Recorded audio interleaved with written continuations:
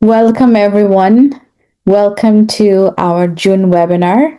My name is Lamona Chanda. I'm one of the co-founders of the Global Activist Network, and we're really excited here today to discuss a very relevant topic that impacts every single one of us and very close to my heart as well. And to do that, we have invited someone who's a very special guest. So I'll just introduce the topic. We're going to discuss the role of gender and inclusion in community engagement. Now, I personally feel that this is the most important approach and area for everyone to explore. And with time, with more exposure, we'll realize why it's so relevant. And to gain some insights on this topic, we have invited Dinatu Dama Maji to discuss. And, we're going to learn from her. We're going to ask us her questions, find out about her life, her aspirations. And before we dive into our main session, I'm going to, read out a few lines about her achievements. So Dinatu is a civic engagement expert, gender and social inclusion specialist, and health literacy practitioner with over 14 years of experience in the development sector. She has received multiple national and international recognitions, including Active Citizen Gender Equality in Nigeria, 2022 by Noble Mission, the YALI RLC Star of Cohort 39 West Africa, Most Outstanding Leadership Award by the Hexa Humanitarian Awards 2023, Award for Gender Equality, Africa Youth-Led Initiative 2023, She Innovates Social Founder of the Year 2024, Excellent Mentor Award, White Heart Development Initiative 2024, JEDA Award of Integrity 2024, and nominations such as Future Africa Health and Wellness 2022 and JCI Excellent Leadership. So as you can see, she is so well achieved. She has so many milestones, and we wish her every success. And we're really excited and very privileged to discuss our topic with her today. So without further delay, I welcome our special guest, Dinatu. Welcome, Dinatu. Thank you so much. Thank you so much for having me. Thank you. The pleasure is ours. And because, change makers from all over the world will actually listen to our conversation today, why don't we start by finding out a little bit about yourself and what inspired you to explore this area of work? Thank you so much. I think you've actually read a portion of my bio, so I'll just go straight to respond to my inspiration for working in the field where I work today. I am a typical African that grew up in a typical African community where culture, our tradition, and somehow our religious beliefs have actually crippled the dreams of the typical African girl. Growing up, I saw mothers in pain because they are unable to achieve set goals. I only hear mothers talk about what they have wished to have achieved. And I just saw the need to be different. Their stories pained, their stories, yes, actually make my heart bleed, but I was striving to just be different. Yeah. And eventually, when I took that route, I saw the need to help others to be different. I mean, other girls, other adolescent girls, other young women, and even women that feel, oh, there's still chance for me to actually achieve my set goals, dreams, and aspirations. Thank you. Wonderful, wonderful. And I mention this from time to time because this has inspired me so much. I believe in this African proverb that says, each one teach one, and that is the approach that you have literally explored in your life. So given your experience, given your passion, we would like to know, in your view, how does gender influence the way communities participate in engagement and decision-making processes? There are a lot. So I will just, for the sake of this presentation, I will just watch my time and just speak to some of them. Now, some is access to presence. Access to presence, voice and influence. in a typical African setting, till now in 2026, gender is actually still inclusion and gender is still a thing of concern. So access to presence is actually one in such a way that it shapes how cultures, how traditions, how they really perceive inclusion, and they actually influences voices, how women, how girls, how marginalized groups are being interrupted, how they feel not relevant, how they feel they are not supposed to actually speak up, and parity in designs of issues. Generally, you find out that it's been said that in Africa, Nigeria particularly, have one of the most is one of the countries that have the most beautiful policies that addresses issues, and those policies actually are not being implemented. Now, priority design of issues. When issues are actually being designed, you find out that it has a lot to do. It influences priorities and design influences, because you could see that women are actually sidelined. When you talk about issues that concerns healthcare, you talk about issues that concerns school safety. When you talk about issues that concerns even basic access to basic amenities, power and decision outcomes, gender also influences who controls resources, who controls power, who is in the position to authorize, who is the person that actually allows it to happen. Generally, a lot of, among others that I've just mentioned, actually influences. And it's sad that even now we are still here talking about such things. So I'll just ask you a follow-up question, which I initially didn't plan on asking you. I have heard that Africa used to be a matriarchy. So do you think that things have changed when it was colonized, or you think that it was always had this structure, but now we are kind of moving towards inclusion? What is your view on that? Moving towards inclusion, yes. Moving towards it, yes. Why? Because we cannot really say we completely have not made progress. We cannot say that we've not grown or we are growing. Yes. Growth in this context is still in progress, because why progress? Because we have some policies. Are they being implemented? Maybe no. Are there, if we are to measure, would we be able to say that at least compared to before, we have some sort of inclusion? Yes. So that is just I think that's just one of the yardstick of saying we are making progress. Our policies are speaking towards inclusion. Or at least we can read them on black and white. Yeah, we can read them on black and white. Are they being implemented? Yeah, not really. And so, in this journey of inclusion, there are bound to be barriers. What, in your view, are the barriers that are faced by women, girls, and sort of like marginalized communities in when it comes to community engagement initiatives? Oh, there are a lot. One of such is social and cultural barriers.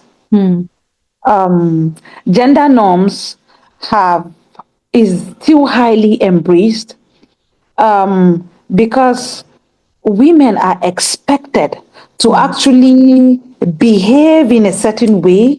Women have been categorized to actually be specialized in certain things, like maybe home front activities, issues that concerns grooming of children, matters that concerns helping and supporting a man achieving his goals. So you find out that from birth, from families, from home, a girl child is actually groomed to support her brother.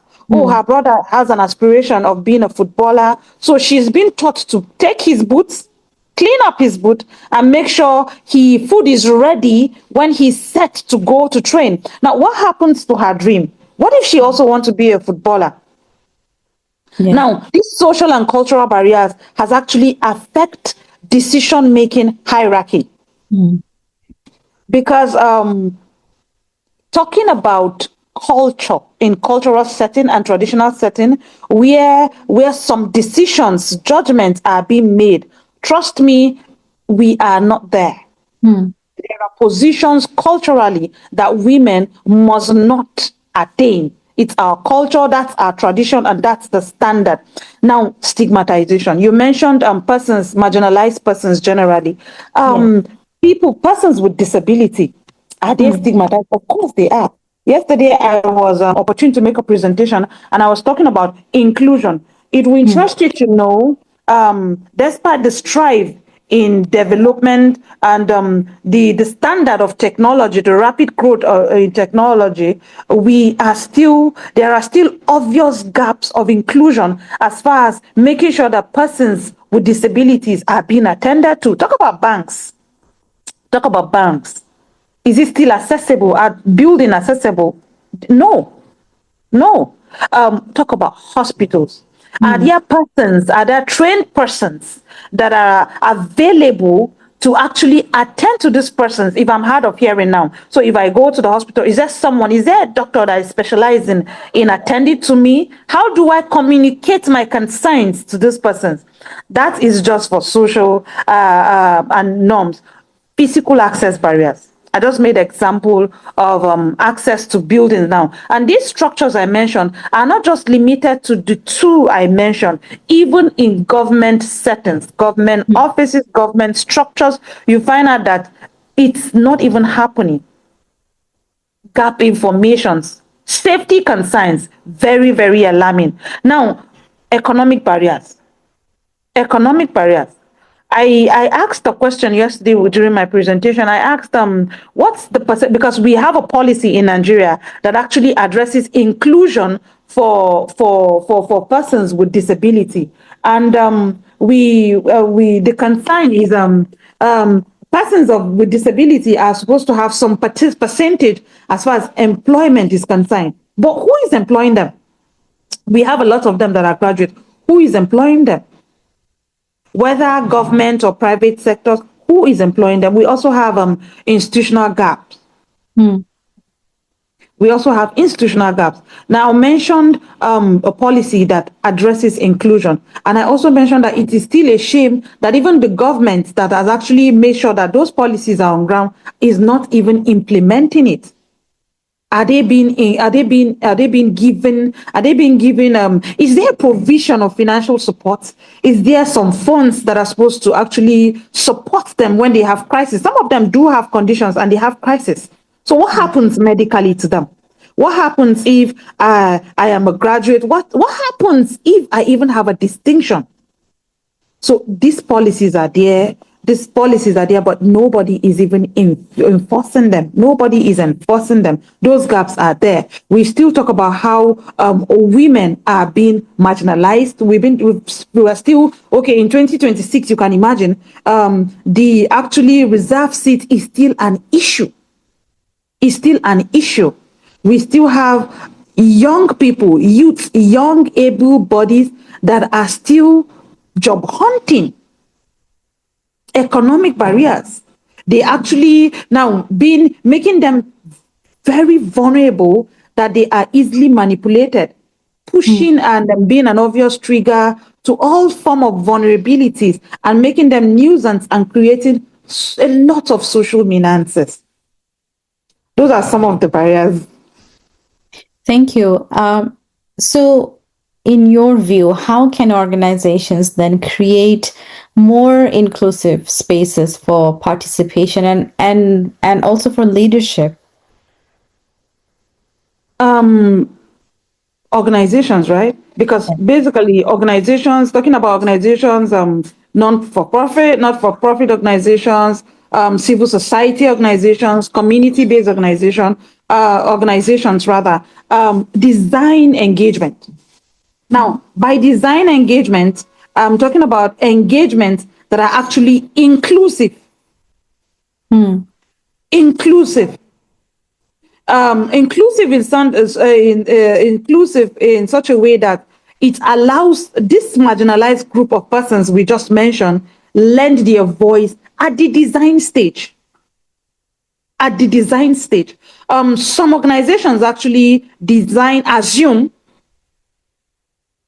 they think they know very well. Oh, from experience, we've implemented this, and even change makers too. Change makers, organizations, particularly organizations that are a bit advanced, organizations that work at federal level, because community-based organizations are actually in the community, say, on they better understand context. They better understand need. But we are saying just because you think you understand context and you know those needs, it is also important that inclusion happen at design stage. We talked about persons with disability. Are they part of the design? Are they part of the intervention design? We talk about women. We talk about other persons that are actually vulnerable. Are they part of the design? That is why till today, ownership is still problem. So you see beautiful interventions, beautiful initiatives that are not being owned. Now sustainability becomes problem because there's no ownership. I can, of course, trust me, I cannot own a vision I don't share. So inclusion at design stage is important. Now, then removing practical barriers. I mentioned strongly how cultural norms and traditions. Right? So also, it is also important that they remove practical barriers.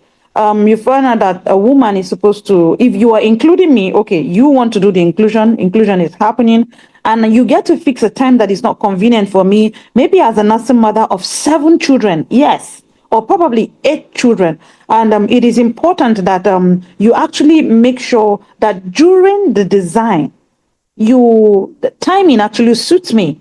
The timing is okay for persons with disability. The location is convenient. And it is important that you try to cover costs, right? You try to cover costs. That is why instead of trying to drag them out of their community, design should happen in the community where they feel comfortable. They feel comfortable to share, and creating safe space. Safe space for design. If you know that when you bring women and men in the community, women might likely not be able to speak up freely. Now, because after the engagement, whatever with you, they would be stigmatized. Oh, it was Dinatu that actually said this. She mentioned to that organization that women are not being treated fairly. Then create a safe space. Why not just have a session with the women? Why not have sessions with young persons? Why not have just a separate session with maybe persons with disabilities? Why not have, then you come back onto the drawing board and actually compile their inputs together and bring out an outcome. Then you come back to them and make your submissions in such a way that what you were thinking was their submissions align with what they were actually saying. Now, this is you taking up practical barriers, but in a situation where you have to actually take them out, please make sure that you are able to source for fund and cover costs, so that because of the gap in their financial strength, they will not be able to participate, and you lose good voices that would have actually shaped your intervention and make it sustainable. Then the shift power, not just attendance. Make sure that leadership roles are inclusive, particularly during your intervention. Now, let me just share. We did a project for adolescent girls, digital inclusion. One of the strategies for the implementation of that project was that the facilitators for the training throughout the engagement of the project, the facilitators were actually girls that were picked from communities and were trained. Now, it was not just mind-blowing, but it was heart-melting for community leaders to see their daughters. These are persons they thought, oh, they are just there, she's just here, or as soon as she's finished school, she'll just get married. Some are even married at the end of their primary school. Yes. Maybe 13. So these girls were actually trained as fast. When we started, a lot of them were saying, I cannot, I will not, I won't. I don't know how to look at my dad and just speak in front of him. Oh, my community members will not listen to me. Oh, this is that. What we made them understand is that you can. So the strategy for that, the strength of that project was that for every engagement, it is going to be facilitated by girls, adolescent girls from the community. Now, most of the success stories that project is able to bet is that my daughter was part of the facilitators. I'm happy. No, my daughter is part of the facilitation. This is helping them see potentials. Now, trust me, if after the project, input is being needed, when there is a community concern, the possibility of having those girls lend their voices is very, very high. Why? Because their potentials have been seen. It has been appreciated. Now, it is important that organizations employ practical strategies rather than just speaking to the communities about strategies, design strategies, and actually have them practical. Then it is also beautiful to actually build accountability system. Build accountability system, building the community's strength in actually owning, becoming accountable, taking responsibility, taking intentional responsibility, and being just part of all the implementation strategy from the design to the implementation and evaluation of their interventions. Thank you. So you covered a lot, in relation to what I was going to ask you next, but I'm going to ask it anyway. Sorry, Why? hope I'm not talking too fast. No, you're absolutely, like, I can very well understand you. So my next question is, why is it important to include diverse voices? Especially, you have referred to persons with disabilities, youth, minority groups, women in community development programs. Better decision making and good results. Good results. You want results, make it inclusive. You want results, make it inclusive. I cannot, for example, lend a voice where I'm not part of. Maybe particularly in the context of my presentation, the context of our conversation at community level. If you feel young people are touts and you don't feel they are important, design an intervention and they will mess it up because they are not part of it. Now, concerns of women is not being captured. Their opinions, their voices are not being captured. So when you design the intervention, you find out that there's a particular group of people that this structure, this initiative does not suit. Why? And who are they? Women, because they were not even part of the design. Yeah. But if you make it inclusive, you have young people, you have persons with disabilities, you have traditional leaders, you have all these persons on the table. You have both genders, you have everyone on the table. Critical thinking happens there. Yes. Beautiful submissions happens there. Conflict of interest happens there. You address them there. Now, because they are being addressed there, the intervention becomes almost perfect. Almost perfect, and people, you will just bet good results. You bet good results. And equity happens. Equity happens, and people's right is being captured clearly. Fairness happens. You find out that persons with disability are happy to be part of it. You find out that it's just been perfectly designed and it's fair. And also sustainability and ownership. Of course, I'll be proud of what I'm part of. I lended my voice. And when the innovation is actually going, especially when it's going well and it's beautiful, I will be happy to actually voice it out. Is it on social media? I'll be happy to say, oh, we were part of this initiative and it's doing well. And it will, other communities will be happy to also adapt, see it as a pilot because of the progress and ownership. And one will say, so what if there are gaps and challenges? Ownership happens. People take responsibility. People take responsibility. And that is where community cohesion happens. The community will be happy to sit again. the community will be happy to go back. People will be happy to go back to the drawing board because they were once there and they are part of it. And this, some aspect of whatever the submission was actually worked, while some other aspect did not work. And they are happy to want to be part of the amendment, happy to be part of whatever change is likely to happen again. Now, innovation. I just carelessly mentioned social cohesion before, but innovation and social cohesion. Of course, innovation, because you have brought critical thinking happens there. Yes. You have a lot of voices. You have a lot of voices. You have opinion challenged. And so it's just shapes beautiful ideas that suits the context and captures and carefully respects everyone's concerns, both beliefs, Absolutely. traditions. Yeah, and it just goes. It's empowering for everyone. Yes, it is, right? It is empowerment for everyone. So, do you have an example that you can share with us about a successful community engagement project where you saw that gender inclusion led to a positive impact? All right, thank you so much. Now, because I had mentioned the one I mentioned earlier, that is the digital inclusion and social addressing social norms project, so I will just build on it. The project is actually designed. This project was designed to birth inclusion for adolescent girls and young women, digital inclusion, and address some social norms that actually has been imminent in actually betting that inclusion.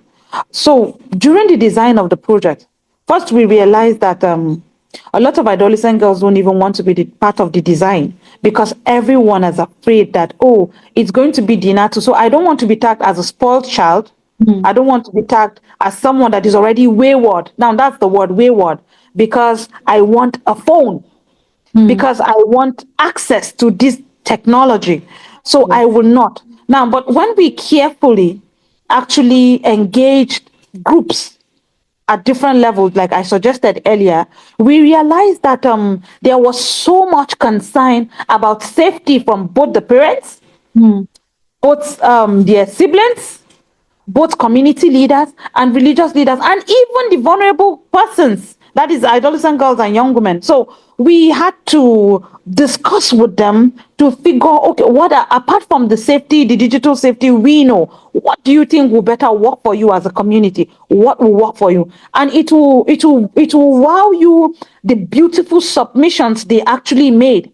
Now, when we eventually converged to hold a town hall where we made a general presentation of this submission, immediately parents realized that working with these girls, giving them access and be part of the security process, the safety measures, it's actually a beautiful thing. Now, Yes. what blew their mind was the person that facilitated the session during the presentation is an adolescent girl that is already, that is not just tech savvy, but she's also an expert from another community, same religion, same tribe, from a similar context, but she was facilitating the session. And she made the presentation as someone that was part of our team, and they were happy to be part of it. The setting was 100% inclusive.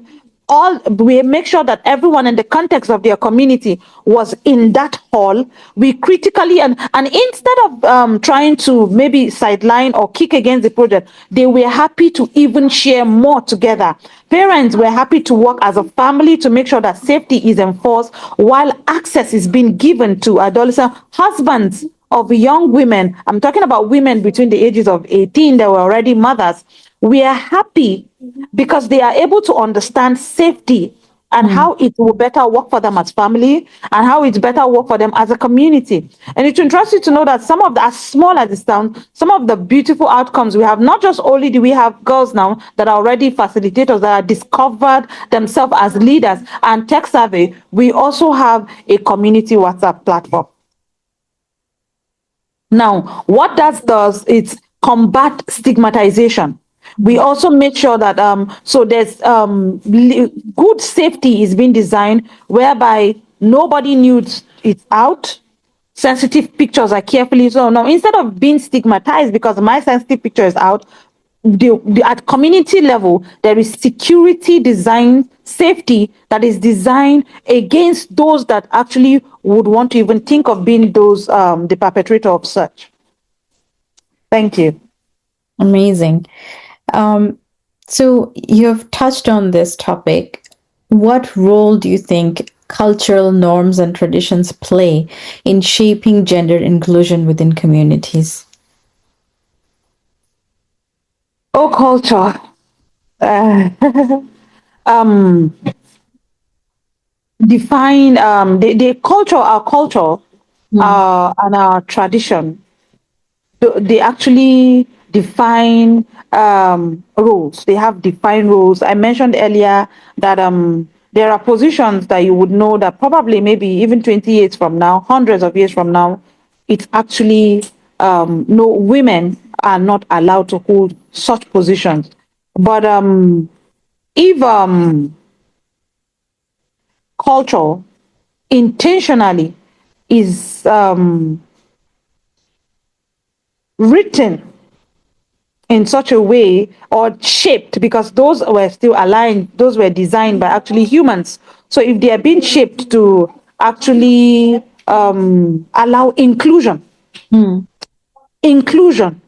it will actually inclusion in terms of decision making, inclusion in terms of allowing women to actually be heard, women to be represented in rooms where they should, right? Because decision making happens and women are not part of it, and it's been enforced on them. I think those norms should actually, the cultural norms and decisions actually shapes that generally. Then control access and mobility. It actually, decision and culture actually detects who controls access, who is being given what, who allows what, who who is supposed to marry at what age, and who it's just okay for who is just okay to marry when that person feel it's psychological, and it determines who should actually do a favor to a Hmm. person with disability to take them in as spouses. So they also actually shape how issues are being seen. Absolutely. Absolutely. Yeah, how How- issues are being seen. Hmm. Are you trying to say something? No, I was gonna. I mean, if you can finish if you wanted to add Okay. it. How issues are being seen, how problems are being prioritized. Oh, Hmm. these are women issues. We don't talk about them here. We're here to discuss more important issues. Why do we have to discuss women issues? That person is a person with disability. Can't just deal with it. Can't them now? Can't them just? This is not important. We have other important issues. I don't think we come. This is a high-profile meeting. I don't think we will just. It is important that we sit here to discuss girls. We have Hmm. more other important. Now, this is table. These are tables of decision where decision makings are being made, and these issues are just being swift and flinged away like it doesn't. It's not important.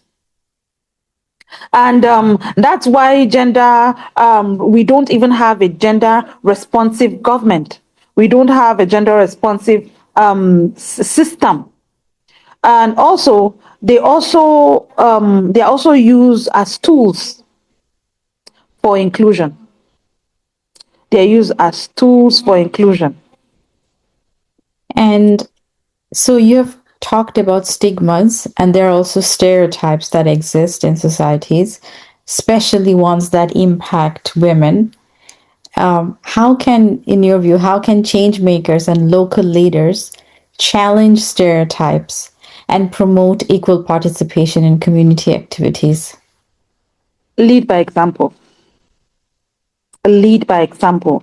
I Yeah. mentioned earlier where to actually combat a social norm, we had to strategically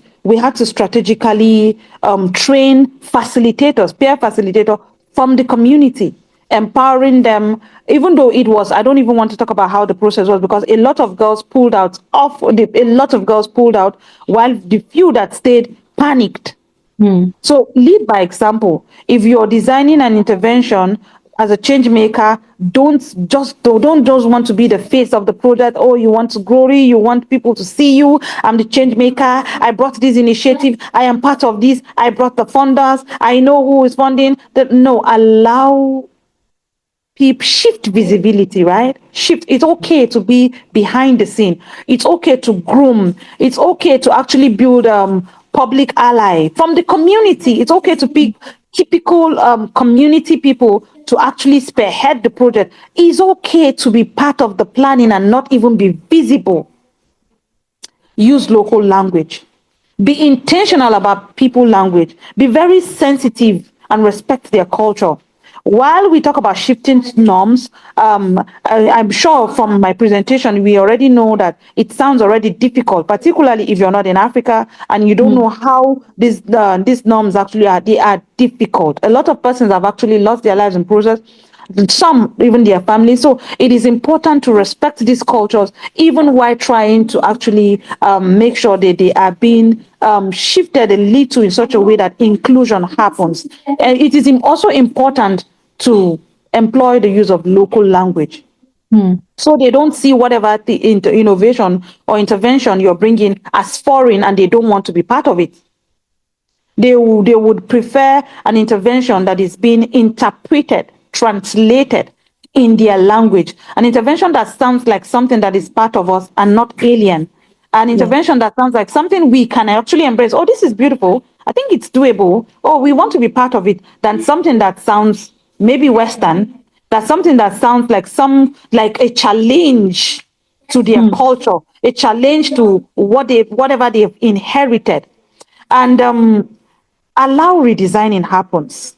There's no allow redesigning happens where redesigning needs to happen in the project. Please allow it happen. Allow it happen. Allow meetings to happen. Change rules, right? Shape protocols to make sure it suits context. Please delegate. Delegate. Shift power. Delegate. And also be intentional about challenging stereotyping through dialogue, wisdom, through strategies, through dialogue. Through dialogue. Also use evidence, share experiences, and make sure you are not sounding like you are enforcing other experiences on them. Those experiences should sound like, oh, this pilot happened, and it can even come as storytelling. It can come as submissions during storytelling. It can come as submissions. It can come as submissions during storytelling, and be intentional about engaging gatekeepers. Be very deliberate about engaging gatekeepers early. Inform them early. Be very, very audible about what you want to do. Speak, translate, interpret when necessary. Make sure they actually absorb your vision. Understand clearly. Make sure you respond to their questions during your submissions. Don't ignore any question. Don't shy away from any question. Understand the question, and where you don't, please feel free to tell them you don't understand. Understand what their questions are trying to speak to, so that your responses will clarify, their responses will address. Make inclusion visible and rewarding. Make it inclusion visible and rewarding. Be intentional about inclusion at all level, at different level. So because we say inclusion and you realize that, oh, there's this strong stigmatization on persons with disability, then your inclusion will just center be, okay, but at least we tried because we allowed women are part of the initiative, because that community, no, be intentional about inclusion at all levels. So that everyone finds it motivating to actually, be inclusive and drive inclusive projects. Yeah. What practical steps, in your view, can governments, NGOs, and community organizations take to ensure that gender responsive and inclusive engagement strategies can be put into place? First, I think it is important to do to start with gender and inclusion analysis. Yes. It's going to help them understand the depth and the challenges and even the root causes. It's Mm. going to help them understand what should be, what and how mitigations should happen. It's going to help them even understand persons that are relevant to sustainability and ownership that maybe other interventions or initiatives are actually overlooked. And co-design. There's this beauty about co-designing with gatekeepers and inclusively. Mm. I think the example I mentioned earlier before the network glitch actually addressed that, where I mentioned how voices have been heard. Now, co-designing with gatekeepers. So because we're talking about inclusion, you don't sideline gatekeepers and think you've done amazing. No, you've done. So co-design should happen inclusively. Bring gatekeepers, bring persons with disability, bring everyone that needs to be on the table. Mm. And make sure budgets budget is being transparent, is being clearly allocated. Budget should not be centered on gatekeepers alone. Budget should actually be clearly allocated, um, clearly talked about, clearly. Everybody should understand the but now also remove access barriers, remove barriers. We mentioned barriers. Some of the barriers I mentioned, it might sound very simple. Timing, location, timing, Yes. location. You know that young persons, particularly adolescent girls, might be in school by 12, and you decide, oh, it has to be by 12 because I travel far to the community, even though your safety comes first, of course. But what then happen if you go to the community and particular group of persons are not represented? So it means all we've mentioned here do not really happen because there was no proper and good inclusive representation do not happen. Change the how in terms of how participation happens. Try to make sure that at different points, I mentioned earlier, where you would a certain group might not be too comfortable to actually speak because a certain group of persons are there, then you change the how. You can Mm. actually meet with different groups separately. You must not bring them to one room just because, oh, they say, oh, town hall. If town hall does not work for you, please work with what suits the context. And you will only understand this if you've done your analysis well from the start. You find out that, oh, girls in this community don't actually talk where their fathers are there. They would not say nothing. So you strategically design it in such a way that their voices are being captured, their voices are being heard, and roles. Be Yes. intentional about assigning roles. No, so long as a lady has a capacity, whether she's an adolescent girl, please allow her take the lead. Mm. Allow her take the lead, but make sure she knows she do it in such a way that persons, some egos are not being actually bashed. She does it respectfully, and she don't see it as an opportunity to actually pay back for whatever thing she think has been done to her earlier. She should do it, see it as a privilege to actually serve her community, Mm. see herself as a leader that is representing persons, and whatever impression she makes actually counts because you are trying to shift a norm. Then build capacity while shifting norms. Be Yes. intentional about building capacity. Make persons with disability understand that, oh, if I am not able to actually I can actually do well in design. You can, what happens to teaching them photography? Oh, if I'm not able to be a good photographer because my legs are bad or because I'm lame, I can actually be a photographer because I am a deaf person. So you teach the person, he might actually maybe make a living out of it. Engagement. So because the project is actually for women, you say, no, since the gatekeepers have actually given us access to the community, I think it's not important we bring males here. These women will not be able to actually, so who is then your ally? What if all the persons, all the elder brothers in the community, the big brothers, and the husbands decide that our daughters are not coming, Mm. our wives are not coming. Why? Because they are not your allies. So how do you engage the women? So it is important you make sure that family are being interested. It is also while building their capacity to make sure their parents, fathers feel, oh, we are very important because we allow this to happen.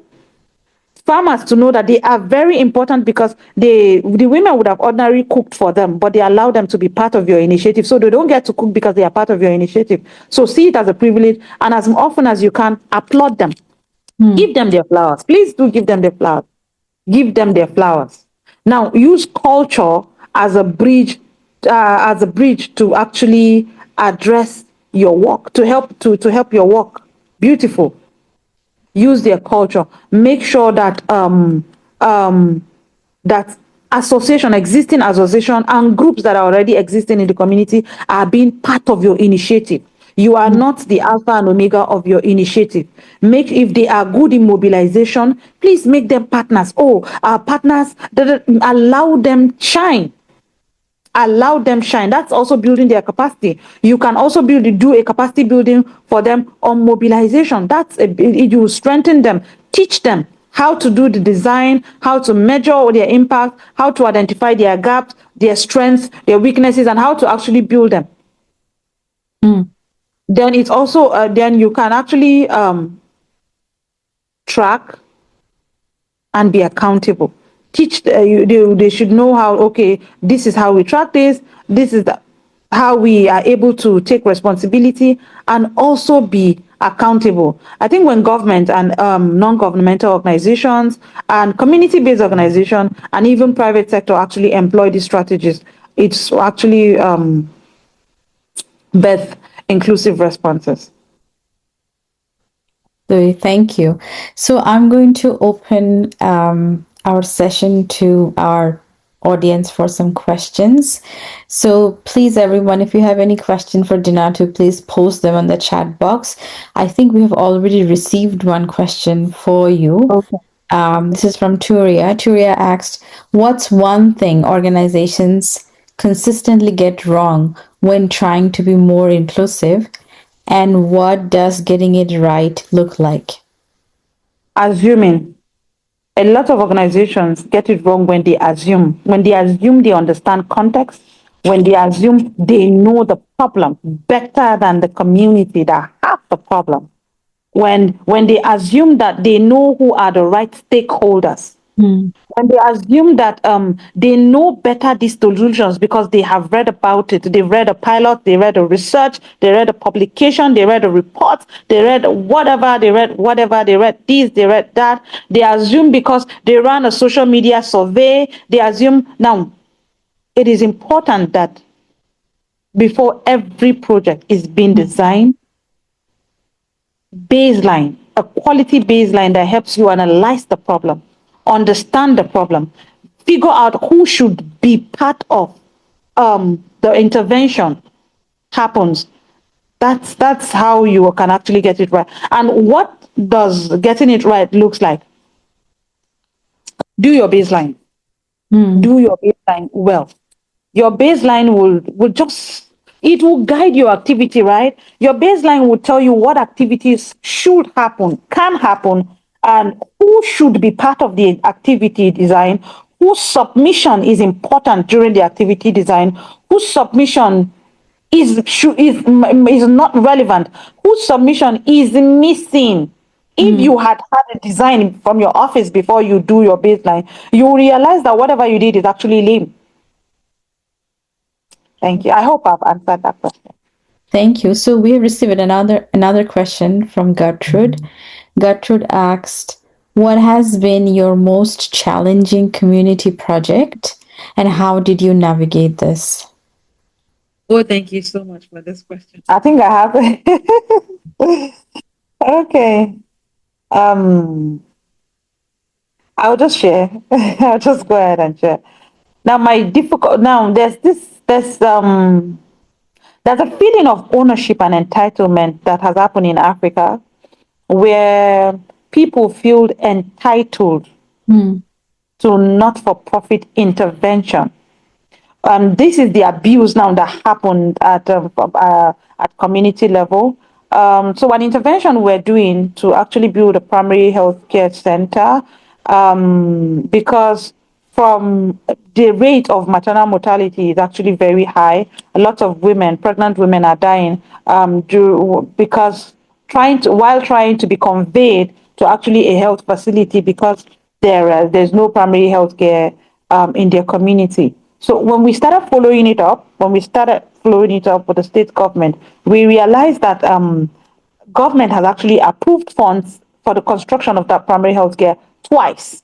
Yes. And because budget tracking did not happen, those monies actually flew, they disappeared. Some persons decided to just feast on it, and that did not happen. So when we were doing our problem analysis, we figured out those monies were being allocated. Yes. And you know what it means, right? So it means trouble for us because we just uncover the crime, and trouble for us because we have to let the community persons aware. So we had to build their capacity on advocacies, and we taught them how to do their budget tracking. So we actually had to be behind the scene now. So they know whose office to follow up, who they need to address. So we follow up on them and be sure that, okay, these are the responses they got. So we sit with them, analyze responses from the previous office. Then we map out whose office they should actually follow up. It's a bit challenging because it actually tested my level of integrity, and it made myself, my organization, and even my family very vulnerable to security attacks. And that's it. And we've made progress, right? So just in March, we're able to track some 100 million that has been released and approved for the construction of that primary healthcare center. And in April, we were able to actually made a good follow-up by the community persons. And I think in May, foundation has actually started. So good news, the construction is actually ongoing. And we hope that construction and commission of that primary healthcare happens before the next election in Nigeria. Thank you. Well, I wish you and Nigeria all the luck. So Thank we you have, so much. come to the end of our session. I have my last question for you. Any final words for us? And, you're doing amazing things. If our change makers wanted to reach out to you, how do we reach you? Okay, thank you so much. Final words is that there's another gap change makers try to overlook or assume they know. One challenge is, as a change maker, if you keep telling yourself you know it all, you don't know it all. As a change maker, be intentional about constantly building your capacity. Be intentional about constantly engaging like minds. Be very open to collaboration. Don't ignore any opportunity that is being given for learning. Don't assume it's a topic you know. Please learn. Please learn. It helps you to learn and relearn. And as much as we are trying to engage communities, or some of us that are actually, our strength is actually online, it is important we actually build our strength as change makers, both online and offline. If you're doing a campaign online, take it to the grassroots. Who takes it to them? There are a lot of community. You go to a whole community and there's no one person that has an Android phone. So let's not assume that these persons are on social. Yes, there's a saying that everybody is on social media. Everybody is not on social media. We still have underserved communities. We still have the rural communities. Some of them don't even know these devices. So it is important to be intentional about dealing with these problems to their roots. How to reach me? My name is Dinatu Dama Maji on all my social media platforms. And yes, I'm just a DM away. When you DM, I'll be happy to respond. My Amazing. email is damadinatu@gmail.com. So Dama first, Dama, Dinatu, Dinatu @gmail.com. Thank you. Thank you so much. That's amazing. And we have learned so much from this discussion today. Throughout the questions, throughout your responses, I felt like it's a massive topic, and we need to spend more time in each and every point that we discussed. It's a So I was practically tremendous. running through my responses and trying to be careful because I would have had a lot of examples, illustrations Yes. to make. Yes. Well, we would love to have you back again and discuss more. And, we would love to have you, keep coming back to our I'll be, platform so that our change I'll be can learn. happy to. I'll be happy to be So back here. we're Yeah. really privileged, but just conscious of time. I just wanted to make a quick sort of announcement in terms of our social media. So we promote our change makers through social media. We're in most of the platforms. We're on Spotify, we're on YouTube, we're on Facebook, LinkedIn, Twitter, X. So please follow us, support us, share if you have been interviewed, share your work within your network, support us through our social media platforms. That helps us amplify our voice and amplify the voices of the change makers who we are spotlighting. Also, if you know someone who's doing amazing work, some of the examples discussed today, not everybody has access to social media. Please nominate them so that we can bring light to their work. If you are doing something important and you would like to write about it, and it relates to sustainable development goals, anything related to sustainable development, we publish blogs, we publish articles. So please spread our message to everyone, nominate change makers, keep supporting us, and that's how we grow. We see everyone working in development as our extended family, and we would like to bring everyone on board, learn from each other as well. So that's what I wanted to share with everyone. And Dinatu, has been amazing having this conversation with you. But like I said, I'm not satisfied, so we'll need to have you back more Please, to let's learn do this more. communication behind the scene, and I'll be happy to be back here to share. Thank you so much for having me again.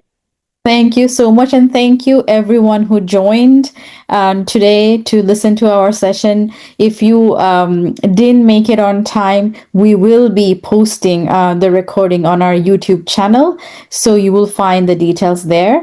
And yeah, till our next session in July, we'll see you back then. And have a great day, everyone, wherever you are. Thank you.